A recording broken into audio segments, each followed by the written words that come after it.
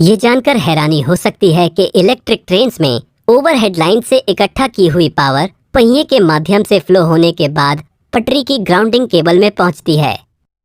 3 face वाला power conversion, regenerative braking और zigzag overhead lines, ये सभी इलेक्ट्रिक ट्रेन के तकनीक को काफी अनोखा बनाते हैं। आइए सबसे सिंपल पॉसिबल डिजाइन से शुरू होने वाली इलेक्ट्रिक ट्रेन्स के पीछे के सभी इंजीनियरिंग रहस्यों को समझते हैं। इलेक्ट्रिक ट्रेन का सबसे सिंपल वर्जन यहाँ दिखाया गया है।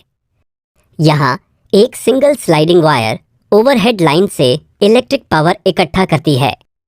ये power single phase induction motor को दी जाती है। इंडक्शन मोटर का रोटर व्हील से जुड़ा होता है।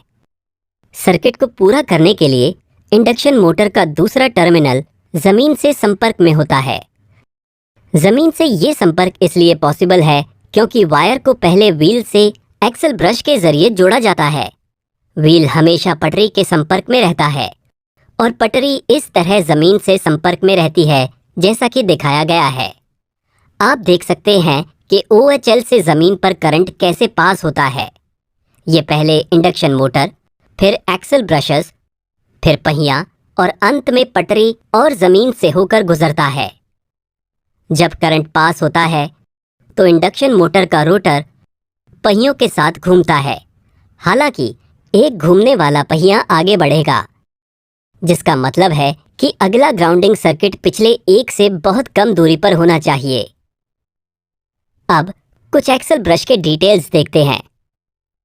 एक्सल ब्रशेस को घूमने वाले पहिए में फिट किया जाता है और इन कार्बन ब्रशेस के माध्यम से पहियों में करंट को ट्रांसफर किया जाता है जो व्हील एक्सल से जुड़ी डिस्क पर स्लिप होते हैं। फिर से ये एक इलेक्ट्रिक ट्रेन का सबसे सरल वर्जन है।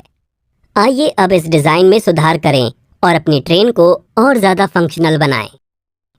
ओवरहेड लाइन में इस्तेमाल किया जाने वाला वोल्टेज 25 किलो वोल्ट है, जो एक बहुत बड़ा वोल्टेज है। मोटर्स को चलाने के लिए बहुत कम वोल्टेज की आवश्यकता होती है। इस कारण से हमें इसे स्टेप डाउन ट्रांसफार्मर में फीड करने की आवश्यकता होती है, जो वोल्टेज को डिजायर्ड लेवल पर बदल देता है। ओवरहेड लाइन से पावर सप्लाई शुरू में ट्रांसफार्मर के प्राइमरी से गुजरती है और यहाँ ग्राउंडिंग के कारण सर्किट पूरा हो गया है। ट्रांसफार्मर की एक्शन के कारण सेकेंडरी वाइंडिंग में करंट इंड्यूस होगा और कम वोल्टेज पावर मोटर को फीड किया जाएगा। ट्रेन की तरह उच्च ट्रैक्शन के लिए मोटर को एक हाई टॉर्क का सप्लाई करना चाहिए। इसके अलावा टॉर्क कर्व यूनिफॉर्म होना चाहिए, भले ही मोटर की स्पीड भिन्न हो। 3 फेस इंडक्शन मोटर्स उच्च एक समान टॉर्क आवश्यकताओं को प्राप्त करने के लिए सही विकल्प है। इस मोटर को पावर देने के लिए 3 फेस वायर को खींचना एक अच्छा विचार नहीं है, क्योंकि ये बहुत ही अनइकोनॉमिकल है। इसलिए सिंगल फेस सप्लाई को 3 फेस सप्लाई में बदलने के लिए रेक्टिफायर और इन्वर्टर का इस्तेमाल किया जाता है। एक rectifier single phase AC power को DC पावर में परिवर्तित करता है और फिर इन्वर्टर DC पावर को 3 फेस AC पावर में परिवर्तित करता है। अब ये इंजन पटरी के ऊपर चलने के लिए तैयार है।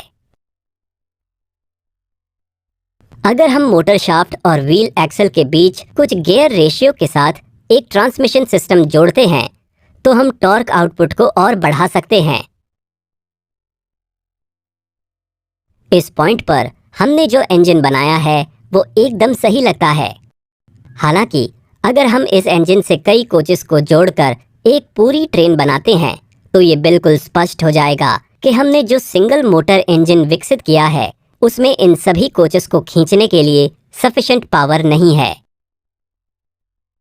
तो आइए इंजन को और अधिक शक्तिशाली बनाने के लिए और अधिक मोटर व्हील पेयर्स जोड़ते हैं।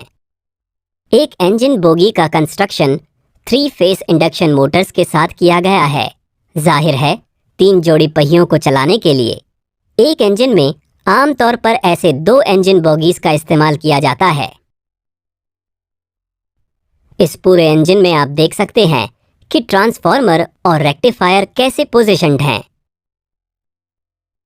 अब तक इस वीडियो में हमने दिखाया है कि कैसे हम सिंगल हैंगिंग वायर का इस्तेमाल करके ट्रेन में पावर ट्रांसफर करते हैं। हालांकि ये तरीका प्रैक्टिकल नहीं है। कभी कभी ट्रेन और ओवरहेड लाइन के बीच की दूरी को समान रखना संभव नहीं होता है, जिसका मतलब है कि उचित पावर कलेक्शन के लिए एक हाइट वेयरिंग मैकेनिज्म का इस्तेमाल किया जाना चाहिए। पैंटोग्राफ्स इस कार्य को पूरा करते हैं। एक आधुनिक पैंटोग्राफ इस तरह दिखता है। आप देख सकते हैं कि एक न्यूमेटिक सिस्टम के दबाव के आधार पर पैंटोग्राफ अपनी ऊंचाई को एडजस्ट कर सकता है। अगर आप ध्यान से देखें तो आप देख सकते हैं कि इस ऊंचाई के एडजस्टमेंट के दौरान करंट कलेक्टर हॉरिजॉन्टल होता है। करंट कलेक्टर को पूरी तरह से हॉरिजॉन्टल होना चाहिए, अन्यथा पावर ट्रांसमिशन में ट्रबल होगा। हमें उम्मीद है कि इस एनिमेशन से आप समझ सकते हैं कि करंट कलेक्टर हमेशा हॉरिजॉन्टल क्यों रहता है। इसके बारे में अधिक जानकारी के लिए कृपया हमारे पैंटोग्राफ के बारे में डिटेल्ड वीडियो को देखें। अब पैंटोग्राफ को कार्य करते हुए देखते हैं। अगर किसी कारण से पैंटोग्राफ वायर से अपना कनेक्शन खो देता है तो ट्रेन अपने उच्च मोमेंटम के कारण कुछ किलोमीटर के लिए अपना फ्री रन जारी रखेगी। क्या आपने कभी सोचा है कि ओवरहेड लाइन जिग-जैग तरीके से क्यों खिंचती है? ये अरेंजमेंट ये सुनिश्चित करती है कि पैंटोग्राफ का कलेक्टर हेड कांस्टेंट संपर्क के पॉइंट पर ओवरहेड वायर को नहीं छूता है। इस व्यवस्था के कारण वेयर एंड टेयर कम से कम होती है। हम इंडक्शन मोटर सप्लाई की फ्रीक्वेंसी को बदलकर स्पीड को नियंत्रित कर सकते हैं। ये रेक्टिफायर और एक इन्वर्टर द्वारा पूरा किया जाता है। ड्राइवर फ्रीक्वेंसी को बदलने के लिए लीवर को एक अलग नॉच पर सेट करता है और इसलिए मोटर की स्पीड उसी के अनुसार होती है। एक्सेलरेशन के बाद ट्रेन के लिए सबसे महत्वपूर्ण पहलू रुकना है। ये कैसे पूरा किया जाता है? क्या हमें इंडक्शन मोटर्स को बंद कर देना चाहिए? अगर ऐसा है तो ट्रेन कई किलोमीटर तक पटरियों पर चलती रहेगी जब तक कि वो रुक ना जाए। एक और विचार ये है कि हम इलेक्ट्रिकल ब्रेकिंग लगा सकते हैं। एक साधारण इंडक्शन मोटर में रोटर की स्पीड आरएमएफ की स्पीड से कम होती है। हालांकि सप्लाई फ्रीक्वेंसी को कम करके हम इस कंडीशन को उल्टा कर सकते हैं। दिलचस्प बात यह है कि जब आरएमएफ की स्पीड रोटर की स्पीड से कम होती है, रोटर बार्स में इंड्यूस्ड करंट की दिशा रिवर्स हो जाती है। ये रोटर पर ऑपोजिट दिशा में इंड्यूस्ड टॉर्क को अंजाम देता है।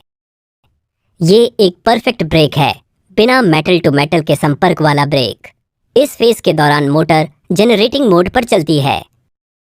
हालांकि ये ब्रेकिंग मेथड अपनी पटरियों पर ट्रेन को पूरी तरह से नहीं रोक सकती है, क्योंकि रीजनरेटिव ब्रेकिंग कम स्पीड पर काम नहीं करती है। यानी ये ट्रेन को धीमा कर सकती है, लेकिन इसके बाद आपको ट्रेन को पूरी तरह से रोकने के लिए न्यूमेटिक ब्रेक्स लगाने होंगे। ये एक अलग तरह का मैकेनिकल ब्रेक है। यहाँ स्प्रिंग का फोर्स और कंप्रेस्ड एयर फोर्सेस ऑपोजिट दिशाओं में पिस्टन पर काम कर रहे हैं। दिलचस्प बात यह है कि जब ड्राइवर सिलेंडर से हवा छोड़ता है तो खींची हुई स्प्रिंग पिस्टन को पहिए की ओर खींचती है और ब्रेक लग जाती है। ये ब्रेक सिस्टम हवा के लीकेज या टूटे हुए कंप्रेसर को सुरक्षा प्रदान करता है। प्रेशर रिलीज होते ही ब्रेक अपने आप लग जाती है। हर एक व्हील पेयर के लिए हर एक कोच के नीचे न्यूमेटिक ब्रेकिंग सिस्टम लगाया गया है। अब देखते हैं कि प्रत्येक कोच को पावर सप्लाई कैसे की जाती है। प्रत्येक कोच की यूटिलिटीज के लिए पावर सप्लाई करने का एक तरीका सेल्फ जनरेशन है। कोच फ्रेम के नीचे एक ऑल्टरनेटर लगाया जाता है और ये कार्डन शाफ्ट द्वारा संचालित होता है, जो एक्सल पर लगे गियर बॉक्स द्वारा संचालित होता है। आउटपुट को सुधारा जाता है और 110 वोल्ट डीसी बैटरी चार्ज होती है, जिससे कोचेस को कंटिन्यूअस पावर की सप्लाई होती है। लेकिन सेल्फ जनरेटिंग मेथड कार्यक्षम नहीं है, क्योंकि ये बहुत फ्लक्चुएटिंग आउटपुट पावर का उत्पादन करती है। इसलिए कोचेस को पावर सप्लाई करने का सबसे आम तरीका है हेड ऑन जनरेशन। इस मेथड में लोकोमोटिव ट्रांसफार्मर में एक अतिरिक्त वाइंडिंग जोड़ी जाती है, जो सभी कोचेस को पावर सप्लाई करती है। वीडियो देखने के लिए धन्यवाद। फिर मिलते हैं।